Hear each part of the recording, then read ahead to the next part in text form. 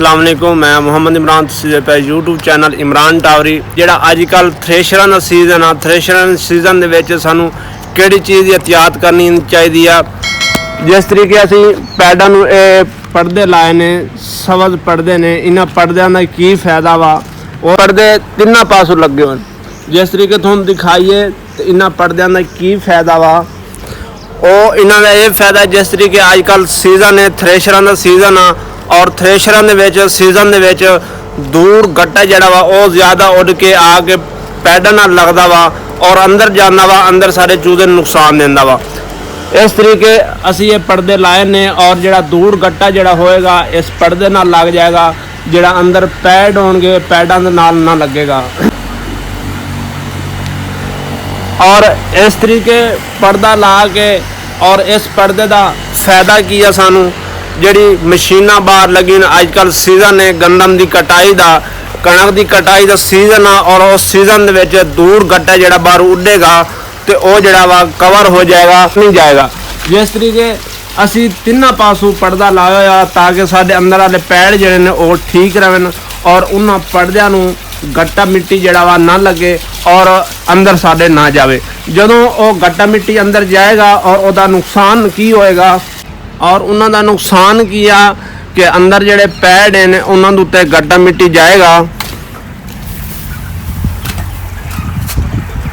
जिस तरीके असी हुण बाहर वाली साइड ते पर्दा लगा होया और अंदर जड़े पैड ने पैड तुसी चेक कर सकते हो सारे साफ ने। अगर असी ये पर्दा ना लाइए तो फिर सारे पर्दे जड़े ने पैड जड़े ने ये गट्टे मिट्टी नाल जड़ा वा अपना खराब हो गए सन और इन्हां दे विच जड़ा वा गट्टा मिट्टी पै जाएगा। वो फिर जिस तरीके वाश करींदे वाश करन नाल सही तरीके ना निकलणगे, क्योंकि इन्हां पर्दियां दा ये फायदा वा कि अंदर गट्टा मिट्टी नहीं जाएगा और सारे पैड जड़े वो भी बच जाएंगे। कर सकते अगर असी ये पर्दे ना लाते तो इस तरीके ही सारे पहले रीत पर्दे जड़े ने खराब हो जान और फिर पैड सारे नुकसान दे जाएंगे। तुहानूं दस्सिया वा कि अगर तुहाडे कोल सवज पर्दा नहीं तो फिर अगर तुहाडे कोल मल का कपड़ा वा तो मल के कपड़े नाल किस तरीके पैड करींदे आ वो साडे कोल सवज कपड़ा, साडे कोल सवज कपड़ा वड्डियां तरपाल ने जिस तरीके असीं शीट दे नाल लाए होए ने और अंदर जिहड़ा वा पैड भी साडे कोल पिछे हटे हुए हैं और पैडों तो पिछे पर्दा लगा। अगर तुहाडे कोल मल का कपड़ा तो मल का कपड़ा किस तरीके लगता है जिस तरीके साडियां तरपालां लथी हुई ने और तरपालां लथी हुई ने तो नाल उन्हां दे नाल पर्दा जिहड़ा वा इस तरीके नाल चिपकिया होया हुंदा। नाल पर्दा जिस तरीके असीं तरपाला डाउन करते हैं तो डाउन करके तो फिर उहदे नाल वेखिए तो असीं तरपाला जिहड़ियां नाल पर्दा जिहड़ा वा नाल लाया हुंदा।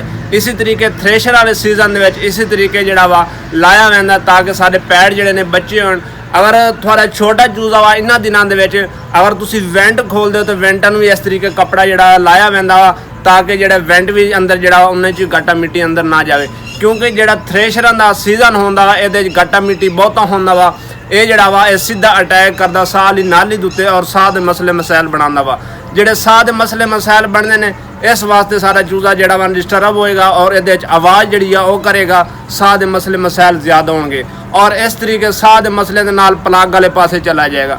जिस तरीके अजकल सीजन है सीजन दे विच इन्हां चीज़ां दी एहतियात करींदी आ और इहदे विच ज़्यादातर मंथोल वगैरह इदां दी चीज़ां जिहड़ियां बरो मैगजीन वगैरह इदां दी चीज़ ला के रखी ताकि जिहड़े साडे साह दी नाली जिहड़ी है वो साफ रहे, साह दी नाली साडी साफ रहे और साह दी नाली जितनी साडी साफ रहेगी और आवाज़ तो बचे रहे। जितनी साह दी नाली साफ होएगी उहदे नाल आवाज़ जिहड़ी आ वो क्लीयर रहेगी।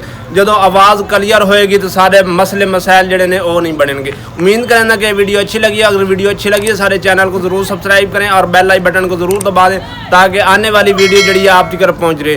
तब तक के लिए अल्लाह हाफिज़।